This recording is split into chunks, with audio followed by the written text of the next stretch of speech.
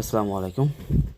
আসলে আপনাদের অনেক মেসেজ পাচ্ছিলাম আমি কিছুদিন এত ব্যস্ততার কারণে আপনাদের মেসেজের এবং কমেন্টসের উত্তর দিতে পারি নাই। আপনারা লাস্ট ভিডিওগুলায় আমার নতুন যে নোটের বান্ডিলগুলো দেখছেন, এই যে এই বান্ডিলের সবাই প্রশ্ন করতেছিলেন যে ভাই আমার কিছু নতুন নোট লাগবে।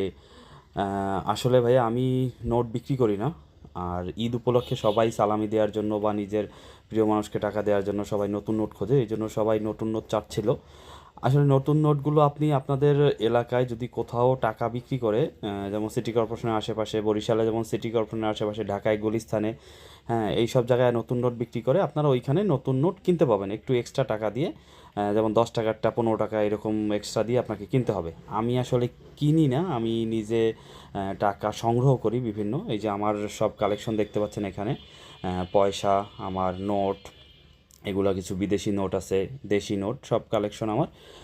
তা যারাই আমাকে কমেন্টস করছেন যে নতুন নোট লাগবে, আমি আসলে নোট বিক্রি করি না, আমি শুধু নিজের কালেকশনের জন্য অল্প কিছু নোট নিজের কাছে রাখছি। আমি বিভিন্ন দেশের এবং বাংলাদেশের টাকা পয়সা এগুলো নিজের সংগ্রহ করে থাকি, যেগুলো রেয়ার আছে। এটা হচ্ছে আমার অ্যালবাম, বাংলাদেশি নোটের অ্যালবাম। এখানে বিভিন্ন সময়ের নোট আছে এবং গভর্নর অনুযায়ী যত গভর্নর আছে সেই সব গভর্নরের নোট আমি যা কালেক্ট করতে পারছি সব নোট এখানে আমি রাখার চেষ্টা করছি, ভালোগুলো।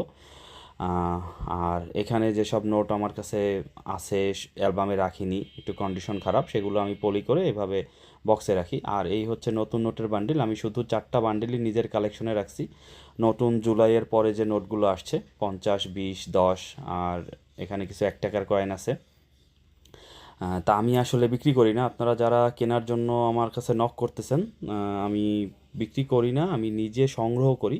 এগুলো সবই আমার সংগ্রহের জিনিস।